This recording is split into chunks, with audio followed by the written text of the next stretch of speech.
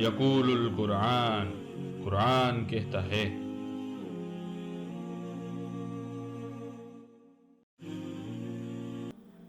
اعوذ باللہ من الشیطان الرجیم، بسم اللہ الرحمن الرحیم۔ سورۃ البقرہ۔ اے لوگو جو ایمان لائے ہو، مدد حاصل کرو صبر اور نماز سے، بے شک اللہ صبر کرنے والوں کے ساتھ ہے۔ انہیں مردہ نہ کہو جو اللہ کی راہ میں قتل ہوئے ہیں، بلکہ وہ زندہ ہیں پر تمہیں ان کی زندگی کا شعور نہیں۔ ہم تمہیں لازماً آزمائیں گے، خوف کی کیفیت سے، فاقہ کشی سے، اور جان و مال کے نقصانات اور آمدنیوں کے گھاٹے سے، یا محنت کے ضائع ہونے سے۔ اور اے نبی صلی اللہ علیہ وسلم، بشارت دے دیجئے صبر کرنے والوں کو۔ یہ وہ ہیں جن پر جب بھی کوئی مصیبت پڑے تو وہ کہتے ہیں کہ ہم اللہ ہی کے ہیں اور اللہ ہی کی طرف پلٹ کر جانا ہے۔ یہ وہ ہیں جن پر ان کے رب کی طرف سے عنایات اور رحمت ہیں، تو یہی لوگ ہیں ہدایت یافتہ۔ یقیناً صفا اور مروہ اللہ کی نشانیوں میں سے ہیں، تو جو کوئی بھی اللہ سبحانہ وتعالیٰ کے گھر کا حج یا عمرہ کرے تو کوئی حرج نہیں کہ وہ ان دونوں کا بھی طواف سعی کرے۔ جو شخص بردا کوئی بھلائی کا کام کرے گا تو اللہ کو اس کا علم ہے اور وہ اس کی قدر کرنے والا ہے۔ یقیناً وہ لوگ جو ہماری نازل کی ہوئی نشانیاں اور ہدایت کو چھپاتے ہیں، اس کے بعد کہ ہم نے ان کو لوگوں کے لیے واضح کر دیا ہے کتاب میں، وہ لوگ وہ ہیں جن پر اللہ لعنت کرتا ہے، اور تمام لعنت کرنے والے بھی ان پر لعنت کرتے ہیں، سوائے ان لوگوں کے جو توبہ کریں اور اپنی اصلاح کریں، اور جو کچھ چھپائے ہوئے تھے اسے واضح کر دیں، تو ان کی توبہ میں قبول کروں گا، اور میں ہی ہوں توبہ قبول کرنے والا اور رحم کرنے والا۔ یقیناً جن لوگوں نے کفر کیا اور اسی کفر کی حالت میں مرے، ان پر لعنت ہے اللہ کی بھی اور فرشتوں کی بھی اور تمام انسانوں کی بھی۔ اس لعنت میں وہ ہمیشہ رہیں گے، نہ ان پر سے کوئی عذاب کم کیا جائے گا اور نہ ہی انہیں کوئی مہلت دی جائے گی۔ اور تمہارا رب خدا ایک ہی رب ہے، اس کے علاوہ کوئی رب نہیں، اور وہ رحمان ہے اور رحیم ہے۔ یقیناً آسمان اور زمین کی تخلیق میں اور رات اور دن کے الٹ پھیر میں اور ان کشتیوں میں جو انسان کے نفع کی چیزیں لیے ہوئے دریاؤں اور سمندروں میں چلتی پھرتی ہیں، اور اس پانی میں جو کہ اللہ نے آسمان سے برسایا، پھر اس کے ذریعے زمین کو زندگی بخشتا ہے اس کے مردہ ہو جانے کے بعد، اور اپنے اسی انتظام کی بدولت زمین میں ہر قسم کی جاندار مخلوق کو پھیلاتا ہے، اور ہواؤں کی گردش میں اور ان بادلوں میں جو آسمان اور زمین کے درمیان تابع بنا کر رکھے گئے ہیں، ان سب میں نشانیاں ہیں ان کے لیے جو عقل والے ہیں۔ اللہ سبحانہ وتعالیٰ کی اتنی نشانیوں کے ہوتے ہوئے لوگوں میں کچھ ایسے بھی ہیں جو اللہ کو چھوڑ کر کسی اور کو اس کا مد مقابل بنا دیتے ہیں، اور ان سے ایسے محبت کرنے لگتے ہیں جیسے اللہ سے کرنی چاہیے، اور لوگوں میں حقیقی ایمان والے اللہ سے شدید ترین محبت رکھتے ہیں۔ کاش کہ دیکھ لیتے وہ لوگ جو اس ظلم میں مبتلا ہیں کہ جب دیکھیں گے عذاب کو تو جان لیں گے کہ قوت تو ساری کی ساری اللہ کے قبضے میں ہے، اور اللہ عذاب دینے میں بہت ہی سخت ہے۔ جب وہ جن کی دنیا میں پیروی کی گئی تھی اپنے پیروی کرنے والوں سے بے تعلقی کا اظہار کریں گے، اور وہ دیکھ لیں گے عذاب کو، اور تمام اسباب، تمام رشتوں کے وسائل کٹ ہو جائیں گے، اور جو ان کے پیروکار ہیں وہ کہیں گے کاش ہمیں دنیا میں لوٹنا نصیب ہو جائے تو ہم بھی ان سے اسی طرح بیزار ہو کر دکھائیں گے جس طرح یہ ہم سے بیزاری کا اظہار کر رہے ہیں۔ اس طرح اللہ ان لوگوں کے وہ اعمال جو یہ دنیا میں کرتے تھے ان کے سامنے لائے گا کہ یہ ان پر حسرتوں میں ہوں گے، مگر آگ سے نکلنے کی کوئی بھی راہ نہیں پائیں گے۔ اے لوگو، زمین میں جو کچھ حلال اور پاک ہے انہیں کھاؤ، اور شیطان کے نقش قدم کی پیروی نہ کرو، یقیناً وہ تمہارے لیے کھلا دشمن ہے۔ یقیناً شیطان تمہیں بدی اور بے حیائی کا حکم دیتا ہے، اور تمہیں سکھاتا ہے کہ وہ باتیں کہو اللہ کے بارے میں جن کے متعلق تمہیں علم نہیں، اور جب ان سے کہا جاتا ہے کہ اتباع کرو اس کی جو اللہ نے نازل کیا ہے، وہ کہتے ہیں کہ ہم تو اس کی پیروی کریں گے جس پر ہم نے اپنے آبا و اجداد کو پایا۔ اچھا، تو اگر ان کے باپ دادا نے عقل سے کچھ بھی کام نہ لیا ہو اور راہ راست نہ پائی ہو تو کیا پھر بھی یہ انہی کی پیروی کیے چلے جائیں گے؟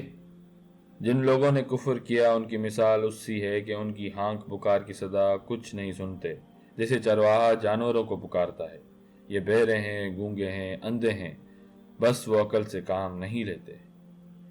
اے لوگو جو ایمان لائے ہو، کھاؤ ان تمام پاک چیزوں میں سے جو ہم نے تم کو دی ہیں، اور اللہ کا شکر ادا کرو اگر تم واقعی اس کی عبادت کرنے والے ہو۔ اللہ نے تم پر حرام کیا مردار کو اور خون اور سور کا گوشت، اور وہ جس پر اللہ کے علاوہ کسی اور کا نام پکارا گیا ہو۔ ہاں، جو شخص مجبوری کی حالت میں ہو اور وہ ان میں سے کوئی چیز کھا لے بغیر اس کے کہ وہ قانون شکنی کا ارادہ رکھتا ہو یا ضرورت کی حد سے تجاوز کرے تو اس پر کچھ گناہ نہیں۔ یقیناً اللہ بخشنے والا اور رحم کرنے والا ہے۔ یقیناً وہ لوگ جو چھپاتے ہیں جو اللہ نے نازل کیا ہے کتاب میں سے اور فروخت کرتے ہیں اسے بہت ہی حقیر قیمت پر، یہ لوگ نہیں بھر رہے ہیں اپنے پیٹوں میں مگر آگ، اور اللہ ان سے قیامت کے دن کلام تک نہیں کرے گا، نہ انہیں پاک کرے گا، اور ان کے لیے دردناک عذاب ہے۔ یہ ہیں وہ لوگ جنہوں نے ہدایت دے کر ضلالت خرید لی ہے اور مغفرت دے کر عذاب خرید لیا ہے، تو کیا ہی حوصلہ ہے ان کا آگ کے لیے۔ یہ اس لیے کہ اللہ نے تو کتاب نازل کی ہے حق کے ساتھ، اور یقیناً جن لوگوں نے کتاب میں اختلافات نکالے وہ اپنے جھگڑوں میں حق سے بہت دور نکل گئے۔ نیکی یہی نہیں ہے کہ تم اپنے چہرے مشرق اور مغرب کی طرف پھیر دو، بلکہ نیکی یہ ہے کہ آدمی ایمان لائے اللہ پر اور آخرت کے دن پر اور ملائکہ پر اور کتاب پر، اور دے وہ اپنا دل پسند مال رشتہ داروں پر اور یتیموں پر اور مسکینوں پر اور مسافروں پر اور سوال کرنے والوں پر اور غلاموں کی رہائی پر، اور نماز قائم کرے اور زکوٰۃ دے، اور وہ جو جب عہد کریں تو اس سے وفا کریں، اور تنگ دستی اور مصیبت کے وقت میں اور حق و باطل کی جنگ میں صبر کریں۔ یہ ہیں لوگ جو سچے ہیں اور یہ ہیں لوگ جو متقی ہیں۔ اے لوگو جو ایمان لائے ہو، تم پر فرض کیا گیا ہے مقتولوں کا قصاص لینا،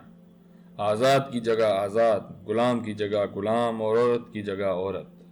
پر کسی کو معاف کر دیا جائے اس کے بھائی کی طرف سے تو معروف طریقے کے مطابق خون بہا کا تصفیہ ہونا چاہیے۔ یہ تمہارے رب کی طرف سے آسانی اور رحمت ہے۔ جو اس کے بعد بھی حد سے تجاوز کرے تو اس کے لیے دردناک عذاب ہے۔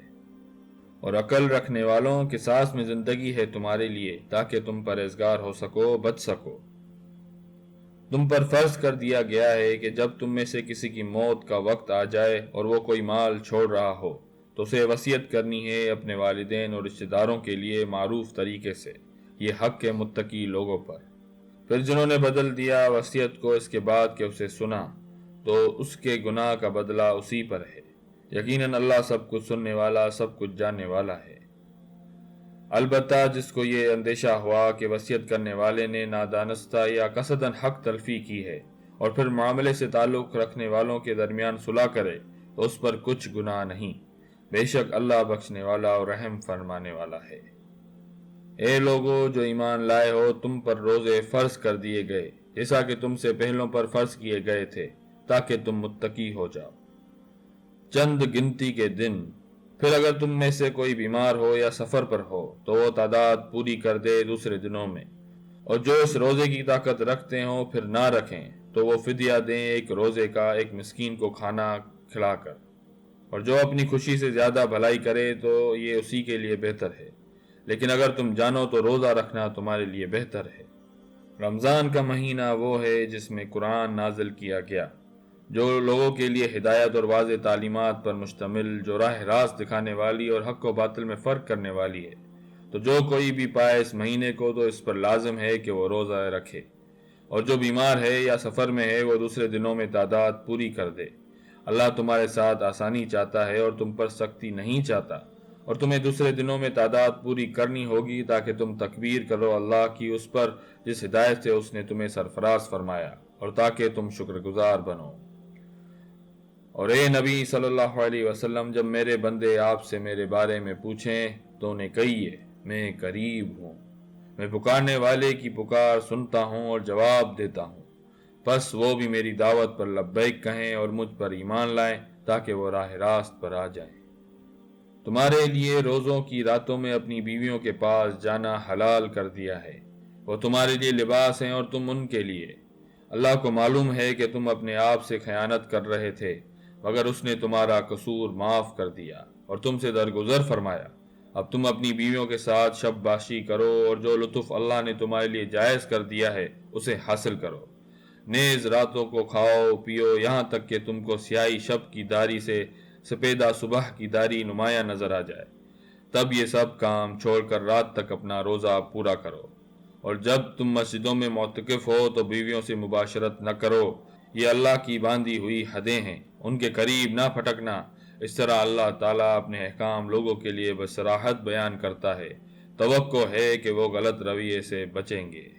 اور تم لوگ نہ تو آپس میں ایک دوسرے کے مال باطل طریقے سے کھاؤ، اور نہ حاکموں کے آگے ان کو اس غرض کے لیے پیش کرو کہ تمہیں دوسروں کے مال کا کوئی حصہ قصداً ظالمانہ طریقے سے کھانے کا موقع مل جائے۔ صدق اللہ العظیم۔